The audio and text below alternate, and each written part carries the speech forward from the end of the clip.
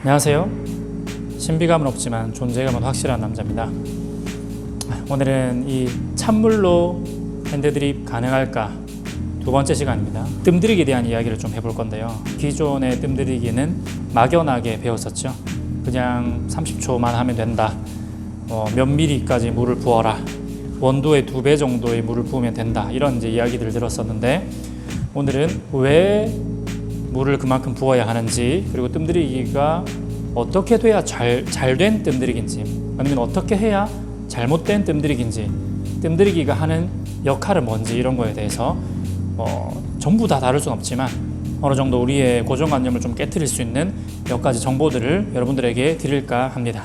뜸들이기라는 이 단어 자체가 조금 애매한 표현이긴 해요. 뜸들이다, 이게 사실 외국어로는 표현하기 어려운 단어거든요. 그러다 보니까 요즘에는 이 뜸들이기를 사전 추출이다 라고 이렇게 다르게 표현하는 사람들도 있는데, 사전 추출이란 말도 좀 사실은 정확한 표현은 아닙니다. 왜냐하면 추출이 아니거든요. 뜸들이기는 엄연히 말하면 추출이 아니라 추출이 될 수 있도록 준비하는 과정이에요. 추출하기 이전에 추출을 준비하는 과정이 뜸들이기다, 이렇게 이해하시면 되고요. 그럼 뜸들이기는 어떻게 하는 것이 좋은 뜸들이기일까? 그럼 어떻게 해야 추출이 잘 되도록 준비가 잘 되는 것일까 생각을 해본다면, 저는 먼저 추출이 무엇인지 설명을 드리고 싶어요. 추출이 어떻게 해서 일어나냐면, 원두 가루가 있고요, 물이 있어요. 물과 원두가 만나서 원두 안에 있는 어떤 수용성 성분이라든지 여러 가지 성분들이 이 물에 녹는 겁니다. 그래서 녹은 상태의 그 물이 배출되는 것을 추출이라고 하는 거거든요. 근데 조금 더 정확하게 말하면, 물의 이 입자들이 이 원두 파우더의 이 그 조직 속으로 침투하는 거예요. 침투했다가 다시 배출되어지는 그 과정 안에서 추출이 일어나는 겁니다. 그러니까 이 물입자들이 원두 조직 사이사이에 얼마나 더 잘 들어갔다가 나오는지가 추출이 얼마나 더 잘 되는지에 달려 있다라고 생각을 하시면 되겠죠. 그래서 이제 나중에는 제가 허니컴이라는 설명을 좀 드릴 건데, 오늘 이 시간에 허니컴에 대한 이야기까지 전부 다 해버리면 너무 복잡하기 때문에 그냥 어쨌든 이 물입자가 원두 안에 들어갔다가 나오는 이 흡수 배출 작용 안에서 추출이 일어난다, 이렇게 이해를 하시면 되겠습니다. 그래서 그러면 이 잘된 뜸들이기는 어떤 거냐면, 조금 더 쉽게 설명을 해드릴게요. 물이 게으르다라고 하는 그 특징을 이용해서, 물은 게으르기 때문에 한번 지나갔던 자리로 물은 다시 흘러가게 돼 있죠. 그래서 우리가 아무리 평지라 해도 물을 한 2-3방울 떨어뜨리면 표면 장력 때문에 이게 물방울이 되지만, 물을 계속 늘려가고 물을 계속 붓게 되면 언젠가는 한쪽이 탁 트이면서 한쪽으로 다 흐를 거란 말이죠. 한번 흘러가기 시작하면 그때부터는 물은 다 그쪽으로 흘러가게 되어 있습니다.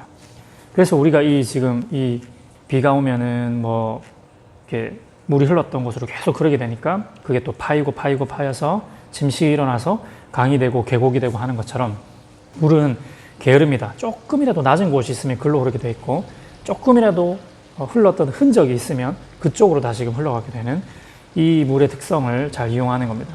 그래서 추출이 잘 되려고 하면 이 커피 조직 내부에 물입자가 들어갔다가 나오는 과정이 잘 되려면 이 조직 내부에 물입자가 들어갔다가 나온 흔적이 남아 있으면 더 잘 흡수 배출이 더 잘 일어나겠죠. 그래서 쉽게 말하면 그 커피 조직 내부에 물이 지나갔던 흔적을 남기는 게 뜸들이기의 가장 큰 핵심입니다. 무슨 말인지 아시겠죠? 그래서 뜸들이기가 잘 되려면 골고루 커피가 다 적셔져야 되고, 그리고 모든 이 커피 입자들이 물을 한 번씩 흡수했다가 배출까지 다 한 번씩 해내야지만 뜸들이기가 잘 된 거예요. 그래서 옛날에 보면은 이제 뜸들이기 할 때 바닥에 물이 떨어지면 안 된다라고 가르쳤던 때가 있었는데요. 바닥에 물이 안 떨어진다는 건 무슨 말입니까? 커피 파우더가 위에 있는 부분은 흡수 배출이 잘 일어났을 수도 있지만, 아래쪽에 있는 부분들은 흡수는 됐을지라도 배출은 안 된 거예요. 흡수 배출이 다 일어나야 물이 다시 들어갔을 때에도 또 다시 흡수 배출을 원활하게 잘 해줄 수 있거든요. 그러니까 뜸들이기가 잘 됐다는 거는 바닥에 물이 좀 떨어져야 됩니다. 너무 많이 떨어지면 문제가 되겠지만, 어느 정도 제일 하단부에 있는 커피 파우더들도 물을 흡수하고 배출했던 정도의 그 물은 바닥에 떨어지는 게 좋습니다. 약간 바닥을 내올 정도의 물은 떨어지는 게 더 좋다, 이렇게 볼 수 있습니다. 어쨌든 뭐 이것도 뭐 뜸들이기 하나의 그 중요한 그 원리고요. 오늘은 이제 뜸들이기가 얼마나 중요한지에 대해서 실험을 통해서 한 가지 보여드리려고 하는데, 하나는 뜸들이기를 차가운 물로 할 거고요. 그리고 추출은 뜨거운 물로 할 겁니다. 그리고 하나는 뜸들이기는 뜨거운 물로 하고요. 추출은 완전 찬물로 할 겁니다. 그러면 둘 중에 어느 게 더 성분이 많이 나오는지, 우리가 육안으로 봤을 때 색깔이 얼마나 더 진하게 나오는지를 한번 보면서 뜸들이기가 얼마나 중요한지를 한번 살펴보려고 합니다. 일반적으로는 찬물로 추출하면 추출이 안 된다라고 믿겠지만은, 뜨거운 물로 뜸들이기 한 이 찬물 추출이 얼마나 성분이 많이 나오고, 또 이제 쉽게 말하면 뜸들이기에 실패한 거죠.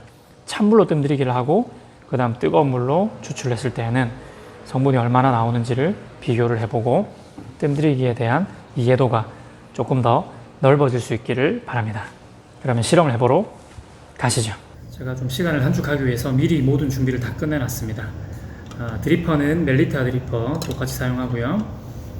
커피는 브라질 콜롬비아 블렌딩으로 해서 중배전 정도로 준비를 했고요. 원두 양은 한 20g 정도로 동일하게 담았습니다. 그리고 주전자 하나에는 차가운 물을 미리 준비했고요. 그리고 옆에 있는 하나에는 뜨거운 물을 미리 준비했습니다. 그래서 이렇게 나눠서 하나는 뜨거운 물로 뜸들이기, 하나는 차가운 물로 뜸들이기를 먼저 일단 해볼게요. 자, 먼저 차가운 물로 뜸들이기를 한번 해보겠습니다. 흡수가 잘 안 되고 있죠.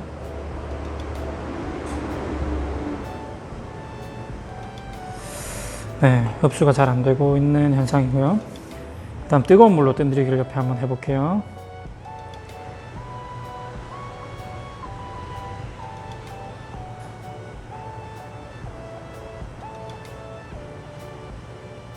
바닥에 살짝 떨어질 수 있는 정도만큼만 붓고, 뜨거운 물로 뜸들이기를 할 때는 이렇게 가스가 올라오는 걸 볼 수 있고, 차가운 물로 뜸들이기를 하면 아무런 가스가 보이지 않는 것을 볼 수가 있습니다. 네. 자, 보시면 딱 그 바닥에 떨어져 있는 이 색깔만 봐도요, 얘는 지금 색깔이 되게 연하죠. 차가운 물로 뜸들이기를 한 거고요. 이쪽을 보시면 진하죠. 이게 뜨거운 물로 뜸들이기를 한 거예요. 요거를 지금 이제는 거꾸로 한번 해볼게요. 얘를 뜨거운 물로 추출할 거고, 얘를 차가운 물로 추출할 겁니다. 자, 먼저 이거부터 해볼게요. 차가운 물로 추출을 한번 해볼게요. 제가 핸들링 하는 이 방향, 일반적으로 핸들링 하는 것보다 거꾸로 돌리는 것 같은데요? 라고 말하시는 분들이 계신데, 거꾸로 돌리는 이유는 조금 더 멋있기 때문이에요. 있어 보이니까요.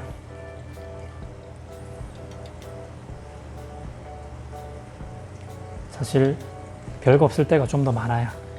자, 색깔 보세요. 지금 찬물인데 진하게 나오고 있죠. 추출량은 70ml 정도 하고 물을 희석해서 보도록 하겠습니다. 70ml 추출하고 200ml까지 희석을 한번 해볼게요.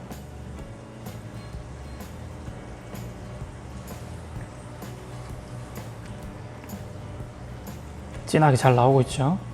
뜸들이기만 잘 되면 이렇게 추출이 잘 될 수 있어요.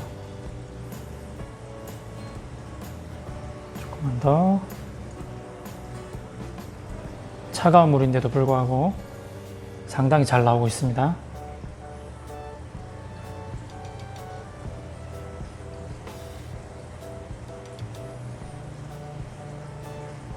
자, 이 정도로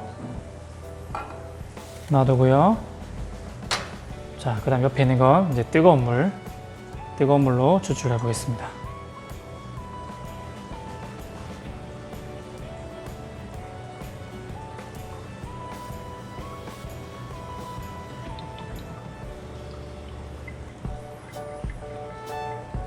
참 신기하죠. 색깔 한번 보십시오. 진하게 나올 줄 알았는데 색깔 한번 보세요. 차이가 많이 나죠. 이제야 조금 진해지기 시작하는 거예요. 이 방송을 보시고 나서 여러분들 집에서 한번 해보시면 아마도 70mm 정도 내리면 겉으로 보이는 색깔은 좀 비슷할 수 있어요. 그런데 나중에 맛을 보게 되면 이 차가운 물로 뜸들이기 한 게 훨씬 연하고 뭔가 비어있는 그런 맛이 나요.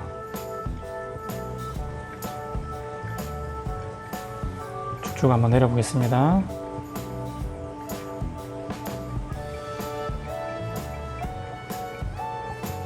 동일한 양 70ml까지. 물이 잘 안 빠져요.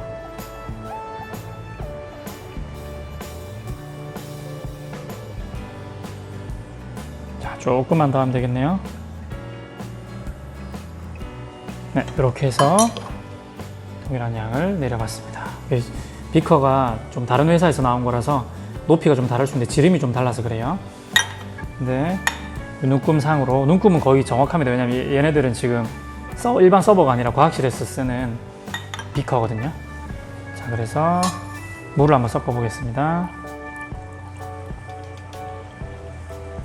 200ml까지.